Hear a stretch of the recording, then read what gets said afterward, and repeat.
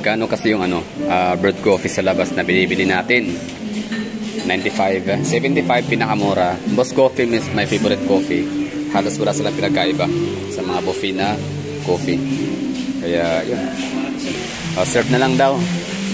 So sino may kasalanan? Siyempre ako eh. Hindi, joke lang. Isa na ako sa doon. Isa na ako sa nag-contribute ng pagkaubos ng kape. Paano ba naman kasi kape is life, no? Oh. So, di ba?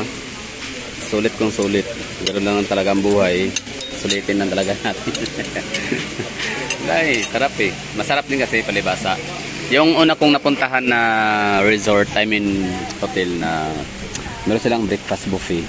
Wala, hindi siya masarap kasi ano lang, ang meron doon ay yung walang lasa na daing na bangos na ang kunat tigas pa ng nung kanyang yung crispy fry. Sana crispy fry na lang ng yung lagi natin binibili sa tindahan. So hindi ko siya masyadong natipuhan. Grabe, ganda ng view oh.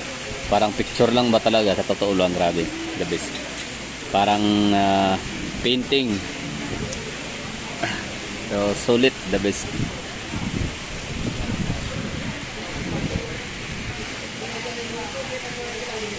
So ito yung ating view sa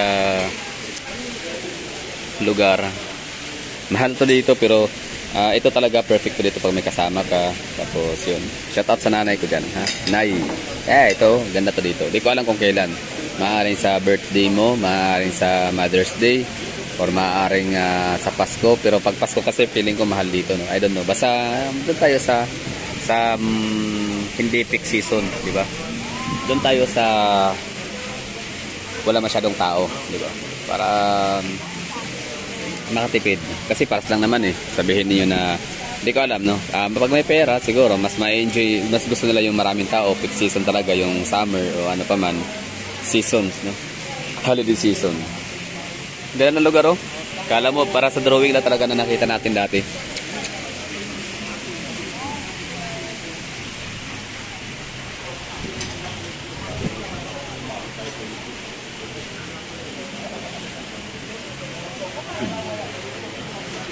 O nga pala dati, ito, natin, pag-usapan natin tungkol sa mga nagtitinda ng mga produkto nila na para sailing, para gliding, paraw yun, no? Kasi yung magbabangka. Thank you ma'am. So, naubos ang kape talaga, no? Naubusan tayo. Tapos, paraw, tapos yun, basta kung ano na mga activities. Meron silang dantor na ino-offer din. So, yung mga yan, naiintindihan ko sila kasi kumikitang kabuhayan talaga yun sila. May mga anak, pamilyado, binubuhay. Pero, at some point, medyo may anak ko sa kanila, medyo parang hindi naman sa disappoint ha. Kumbaga, ano ba tawag dyan? Parang sa Bisaya, nakasawa yun. Parang, basta meron silang mga wrong move.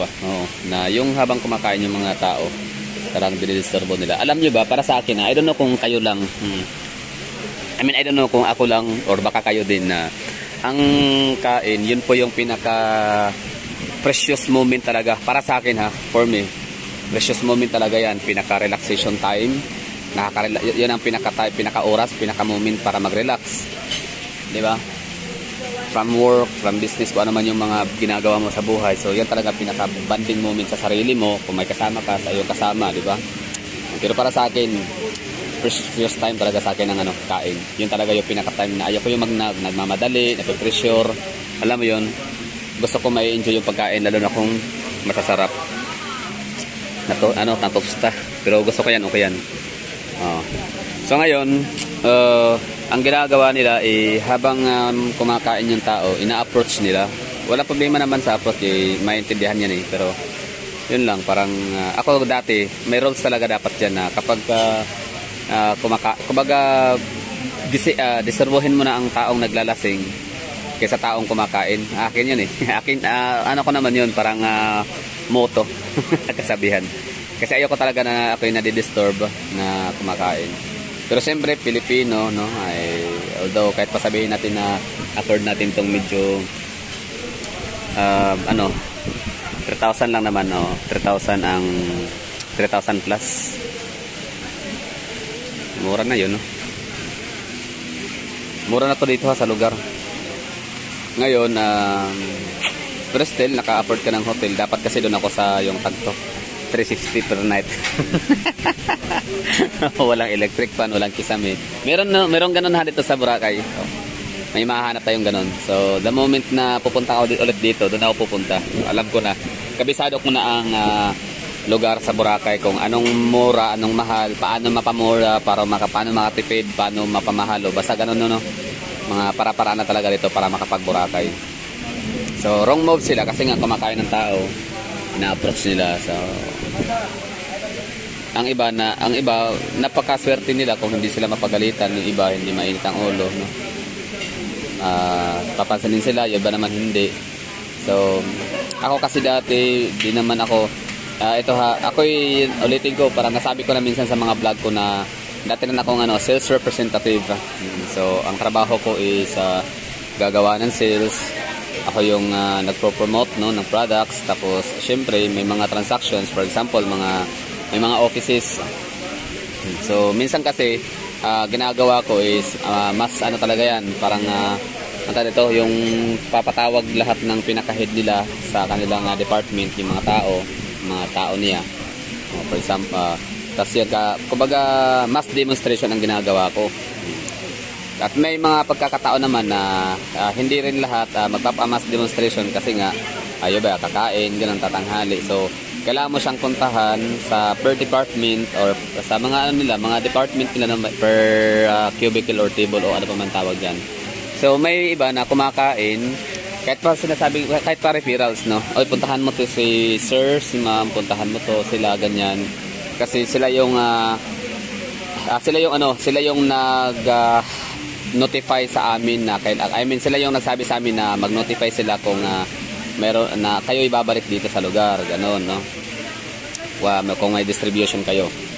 So ngayon pupuntahan ko 'yon, pero the moment kasi na kumakain yung client kahit pa sabihin natin na pinapatawag, still I still pa rin, no, magre-refuse pa rin ako na mag-demonstrate sa kanila. Oh, baga sabi ko, ma'am, okay lang po, kain lang po muna kayo, sir.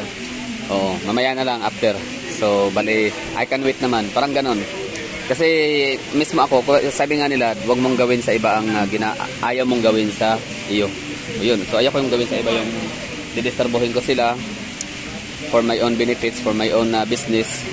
Habang sila kumakain with their precious time, in precious moment, no, kumakain, nakaupo, papahinga, pintuhan, banding with kasamahan sa trabaho. So ako, same with my no, my personal space talaga.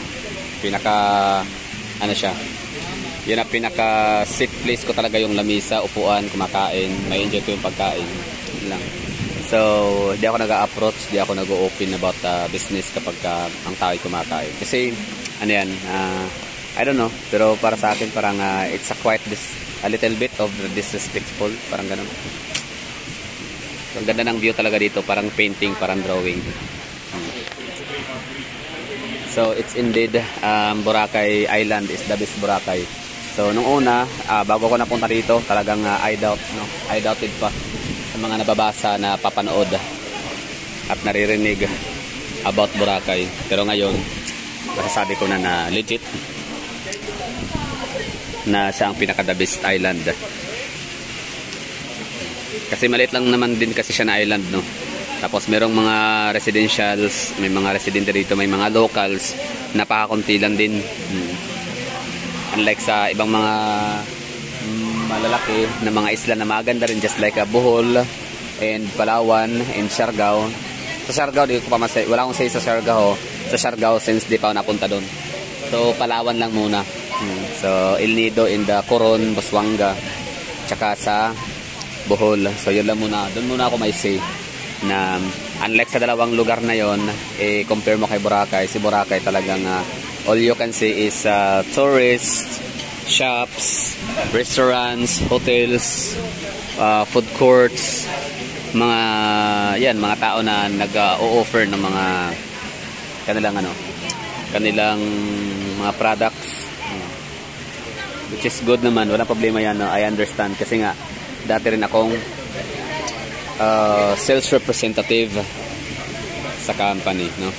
In fact, isa ako sa ano, no, sa pinakamalaking contribution na naibigay sa office, kaya nga to the point na ako yan na i-promote kahit hindi ako sip-sip by words, no? So ginagalingan ko sa trabaho kasi nga meron akong tinatawag na etiquette, work ethics, meron akong tinatawag na diskarte, para-paraan, yung ganun talaga, no? And creativity, paano magkaroon ng maraming mga clients, paano magkaroon ng maraming sales and maraming productions, parang ganun, para makapag-ambag ng malaking salapi sa kumpanya, paano kung mapapayaman lalo yung kumpanya nila to the point na ayun, masiyahan sila. I'm not saying na kawalan ako sa kumpanya nung ako nag-resign as manager, as branch manager, no, Davao City branch. Actually sa Davao City branch pangatlo ako sana, pero okay lang naman. So nag-resign ako for my inner peace. No, nagkaroon ako ng mental health issue. Yun pala yun. Dati di ko alam yun. Hindi ko alam, hindi ako makakarelate sa mga sinasabing mental health issue. Not until I become a branch manager. So sabi ko mahirap din pala talaga magana. Akala ko kasi dati pa-chill-chill ka na lang kasi manager. Gaya ng ginagawa ng mga manager ko, di ba? Parang pero yun kasi bago sila dumaan nagiging bago nila na-experience yung pa-chill-chill na lang sila as manager. Kumbaga hinahabilin na lang sa mga tao nila, sa secretary, sa mga empleyado nila ang kailang trabaho, ang opisina mismo. It takes years, no, or decades pa nga sa kanyang pagiging manager bago sila nakapag-chill-chill. So ako, nung simula pa lang, sabi nga nila, gano'n talaga pag umpisa, may hirapan ka. Gano'n talaga pag umpisa, masa-stress ka, mga yayat at kung ano-ano pa, haggard, magka-aibag, di makatulog, daming mga problema. So di ko na pinatagal yung ganong problema, tinigilan ko na. So yan lang, bali naisip ko na okay din naman ako kahit paano, may ipon na din naman na, mayroon naman akong savings. Tapos invest ko na lang, tapos meron naman ako ding monetization sa YouTube. Ako naman din kumikita. Ako rin naman ay earning din sa aking mga revenue, kaya all I can say is quit na. Pero syempre bago ko nag-quit, ako muna humingi muna ng parang guidance sa aking mga kakilala, sa aking kapatid, no? Maraming thank you sa aking kapatid. Dahil nga sa binigyan niya ako ng parang guidance ba, no? Na ganito, ganyan. So the question is ganito, ganyan. So ayun lang. So mula nun, so na-realize ko, sige tama, sige ganito na lang. So I quit, yun. Ginalingan ko, tinapos yung trabaho, cleared talaga lahat, walang problema, walang mga pending, lahat ng mga expenses, gastos, lahat no, sa audit, no. Talagang ginalingan ko sa audit. Ayokong umalis sa company na merong problema, merong something. Kasi ayokong magaya sa iba na may mga issue, na may mga problema. Na kaya sila pinaalis or kaya sila huminto, gano'n, no. Pero ako, gusto talaga flawless, no, gracefully exiting from the company, gano'n yun. Kasi yun wala naman sigurong mawawala kung di ba, pwede naman sigurong basa na lang. Pero siyempre gusto ko talaga yung fair and square, gano'n, no. So walang problema, lumabas ng maayos. At least pwede akong bumalik anytime, no, kung gustuhin ko. Pero as of now, wala pa, no. Namiss ko na ang trabaho actually. Pero sige lang, walang problema. Kasi ang trabaho ko rin naman ngayon sa YouTube, itong ginagawa ko is related din naman siya, no, yung travel kung saan na-assigned. Isa nga pala sa rason ba't ako talagang nag-quit na rin as manager. Kasi pag manager ka na talaga, branch manager, hindi ka na pwedeng aalis-alis sa lugar. Kailangan mo na mag-focus talaga hands-on sa lugar. So ibig sabihin, wala akong ibang gawin kundi doon sa Davao lang lagi, di ba? So hindi ko nakikita yung sarili ko na ganun na lang lagi manatili sa Davao. So napakalawak ng mundo, Pilipinas pa lang napakalapad, napakalawak, napakalaki. So tapos nasa Davao ka lang all your life, so hindi pwede yun. Sa akin. Tapos nasa Davao lang ako all my life, so hindi pwede yun. I have to go out and explore. So that's all for today's video. Thank you for watching. I'm enjoying my foods. Ingat.